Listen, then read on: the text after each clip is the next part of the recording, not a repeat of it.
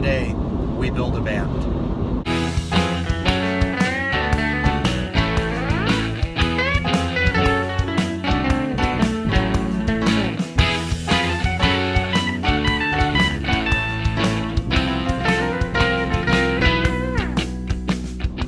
Hi guys, I'm John. I'm Alex. And we are Stereo Input. Alex, explain the challenge of the day. Okay, so the idea is that you create a band of some genre using people who may or may not actually be musicians. Today they will be. Today they will be.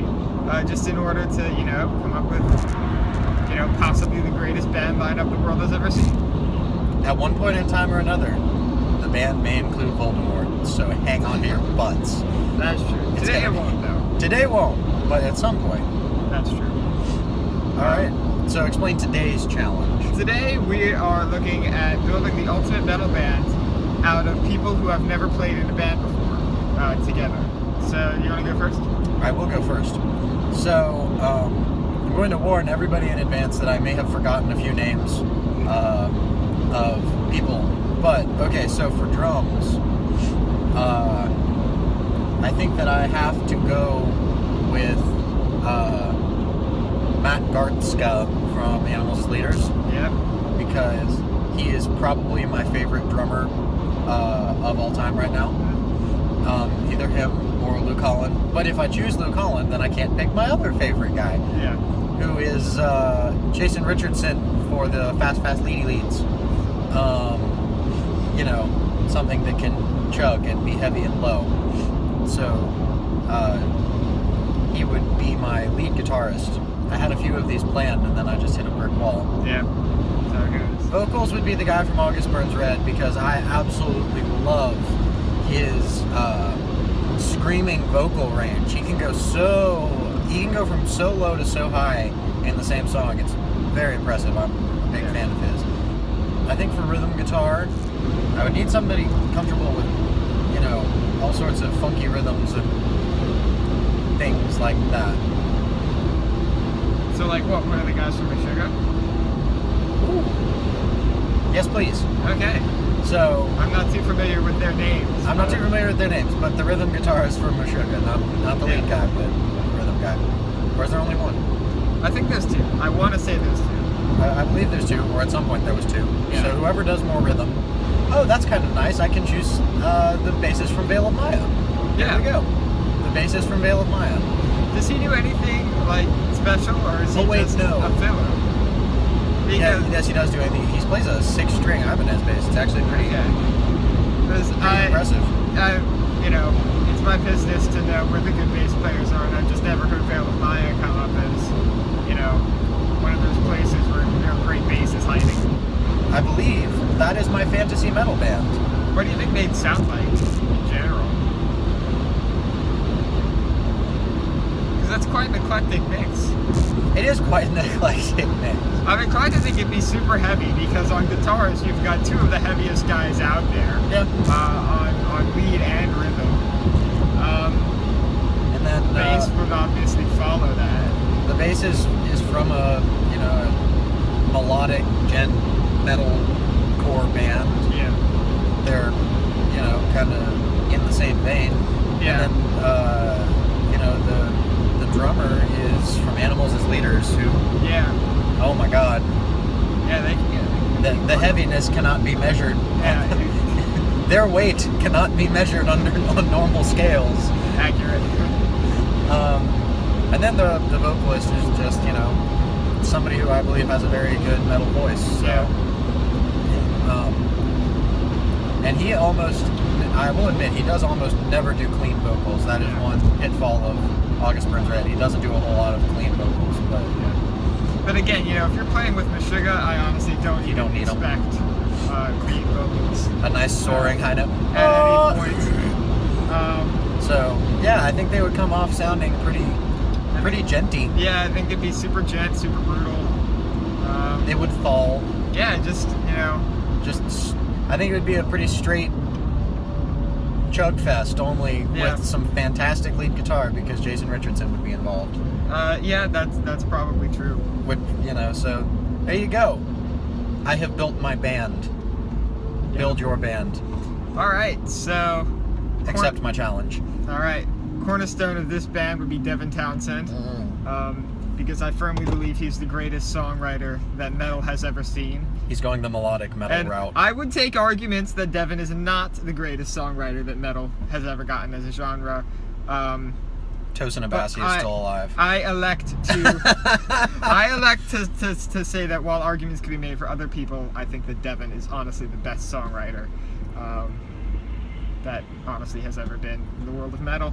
Tosin Abasi is alive. That's true, but honestly, I think that his strengths come more from his guitar playing than compositional skills.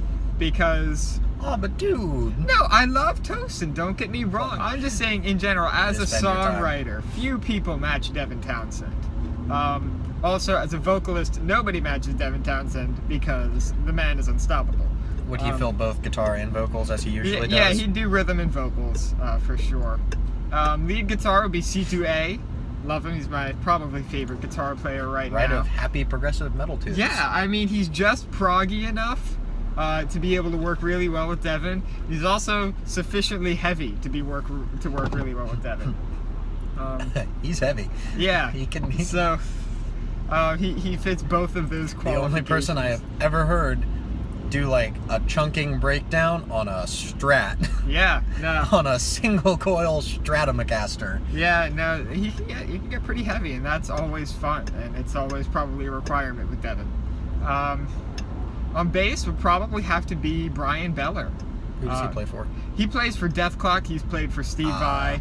To my knowledge, he has never played with Devin, which is why I can use him here. I just love him. He's so unshakably solid. He definitely has the chops to do, solos and crazy slap riffs if he needs to. And a school bus go that fast down a merge lane actually kind of concerns me. Yeah, it kind of does. Sorry, I cut you off. No, go ahead. But what I love about Brian in Death Clock is just he is so solid. And to be honest, at some point, unless you're like Obscura or Beyond Creation, Oh dear God. you don't need,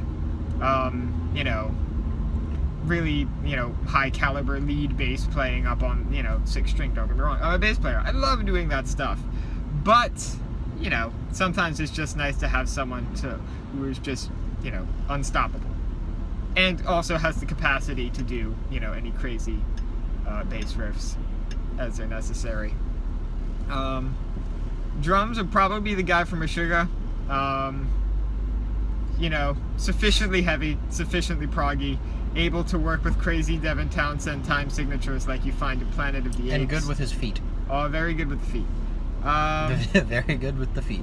As with all metal drummers, they kind of have to be good with the feet. Yeah, that's definitely accurate. Pretty much their whole thing. My only regret is that I couldn't use Gene Hoglan, but he's played with both Brian Beller and Devin Townsend. Who is that? He's a drummer. He's played in Death Clock and he's played with Devin. And he's the guy who played Ziltordia Attacks live, which has the fastest double bass that I personally have ever heard. And I think that the guy from Meshuggah could rise to that occasion, play that. But Gene Hoglan, that man's the atomic clock. He never gets off time though. He did it first. Pretty much. So yeah, that's it. It's a singer, guitarist. That's a lead, bass, and drums. Yeah. Next time we come to you with this type of a thing, there's a solid chance that it will be with fictional characters. It may or may not be Spider-Man villains. And it may or may not be build a glam rock band.